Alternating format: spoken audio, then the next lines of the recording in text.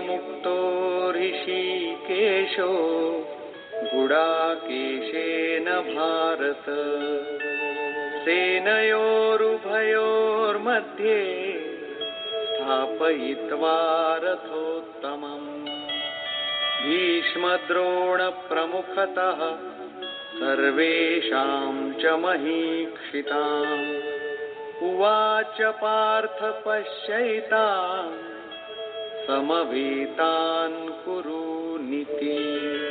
संजय बोला, निद्राजयी अर्जुन द्वारा इस प्रकार कहे जाने पर हृदय के ज्ञाता श्री कृष्ण ने दोनों सेनाओं के बीच भीष्म, द्रोण और महीक्षिताम शरीर रूपी पृथ्वी पर अधिकार जमाए हुए संपूर्ण राजाओं के बीच उत्तम रथ को खड़ा करके कहा कि पार्थ, इन इकट्ठे हुए कौरवों को देख, यहाँ उत्तम रथ सोने चांदी का रथ नहीं है। संसार में उत्तम की परिभाषा नश्वर शरीर के प्रति अनुकूलता प्रतिकूलता से की जाती है। ये परिभाषा अपूर्ण है। जो हमारे आत्मा हमारे स्वरूप का सदैव साथ दे वही उत्तम है, जिसके पीछे अनुत्तम मलिनता न हो। तत्रापश्यत्स्थितान् पार्थः पितॄनथ पितामहान् आचार्यान् मातुलान् भ्रातॄन् पुत्रान् पौत्रान् सखींस्तथा श्वशुरान् सुहृदश्चैव सेनयोरुभयोरपि।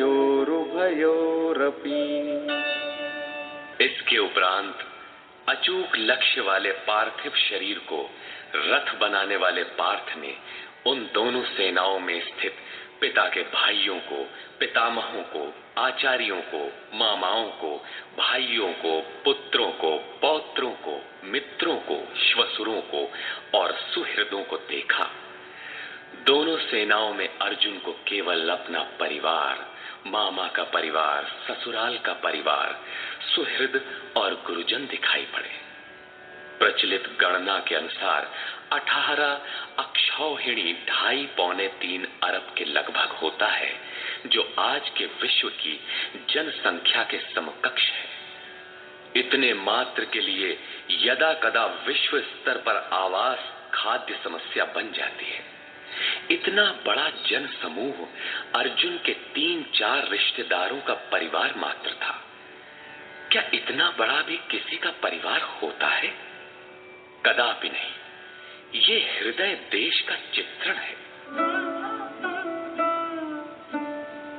तान् समीक्ष्य स कौन्तेयः सर्वान् बन्धून् अवस्थितान् कृपया परयाविष्टो विषीदन्निदमब्रवीत्।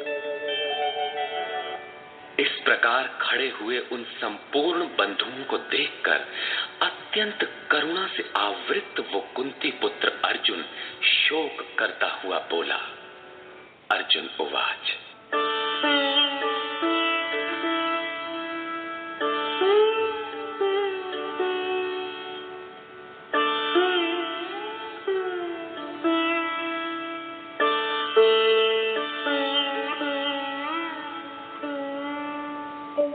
दृष्ट्वेमं स्वजनं कृष्ण युयुत्सुं समुपस्थितम् सीदन्ति मम गात्राणि मुखं च परिशुष्यति वेपथुश्च शरीरे मे रोमहर्षश्च जायते। हे कृष्ण, इस युद्ध की इच्छा वाले खड़े हुए स्वजन समुदाय को देखकर मेरे अंग शिथिल हुए जाते हैं, मुख सूखा जाता है और मेरे शरीर में कंप तथा रोमांच हो रहा है। इतना ही नहीं, गांडीवं स्रंसते हस्ता त्वक्चैव परिदह्यते न च शक्नोम्यवस्थातुं भ्रमतीव च मे मनः। हाथ से गांडीव गिरता है, त्वचा भी जल रही है। अर्जुन को ज्वर सा हो आया, संतप्त हो उठा कि ये कैसा युद्ध है जिसमें स्वजन ही खड़े हैं।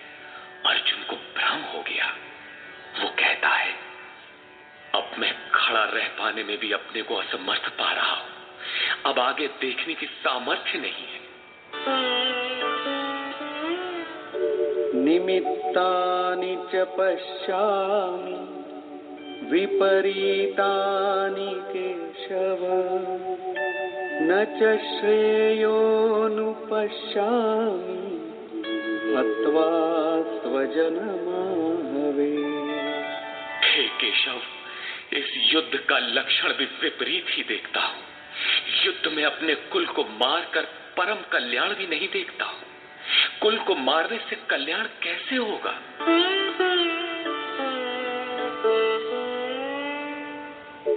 न कांक्षे विजयं कृष्ण न च राज्यं सुखानि च किन्नो राज्येन गोविन्द किं भोगैर्जीवितेन वा। संपूर्ण परिवार युद्ध के मुहाने पर है। इन्हें युद्ध में मारकर विजय से मिलने वाला राज्य और राज्य से मिलने वाला सुख अर्जुन को नहीं चाहिए।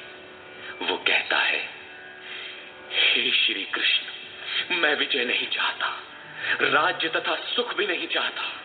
हे गोविंद, हमें राज्य या भोग अथवा जीवन से भी क्या प्रयोजन है?